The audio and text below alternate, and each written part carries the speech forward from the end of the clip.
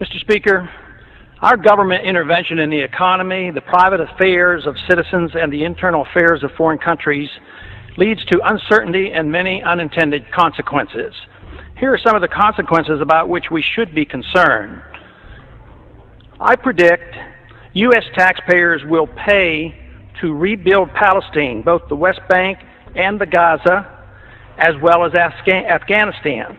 U.S. taxpayers paid to bomb these areas, so we will be expected to rebuild them. Peace of sorts will come to the Middle East, but will be short-lived. There will be big promises of more U.S. money and weapons flowing to Israel and to Arab countries allied with the United States. U.S. troops and others will be used to monitor the peace. In time, an oil boycott will be imposed, with oil prices soaring to historic highs. Current Israeli-United States policies will solidify Arab Muslim nations in their effort to avenge the humiliation of the Palestinians. This will include those Muslim nations that in the past have fought against each other. Some of our moderate Arab allies will be overthrown by Islamic fundamentalists. The UN will continue to condemn through resolutions Israeli-U.S. policies in the Middle East, and they will be ignored. Some European countries will clandestinely support the Muslim countries and their anti-Israel pursuits. China, ironically assisted by American aid, much more openly will sell the militant Muslims the weapons they want and will align herself with the Arab nations. The United States, with Tony Blair as head cheerleader, will attack Iraq without proper authority, and a major war, the largest since World War II, will result. Major moves will be made by China, India, Russia, and Pakistan in Central Asia to take advantage of the chaos for the purpose of grabbing land, resources, and strategic advantages sought after for years. The Karzai government will fail, and U.S. military presence will end in Afghanistan. An international dollar crisis will dramatically boost interest rates in the United States. Price inflation with a major economic downturn will decimate U.S. federal government finances and exploding deficits and uncontrolled spending. Federal Reserve policy will continue at an expanding rate with massive credit expansion, which will make the dollar crisis worse. Gold will be seen as an alternative to paper money as it returns to its historic role as money.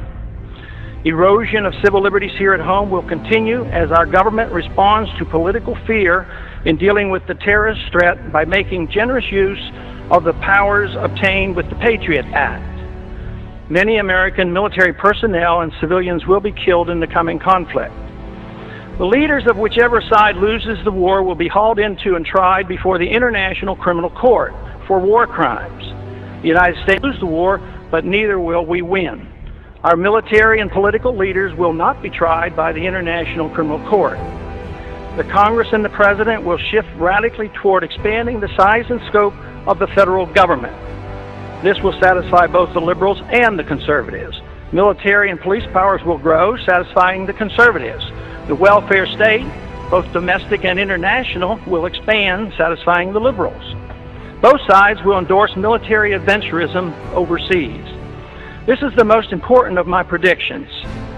Policy changes could prevent all of the previous predictions from occurring. Unfortunately, that will not occur. In due course, the Constitution will continue to be steadily undermined and the American Republic further weakened.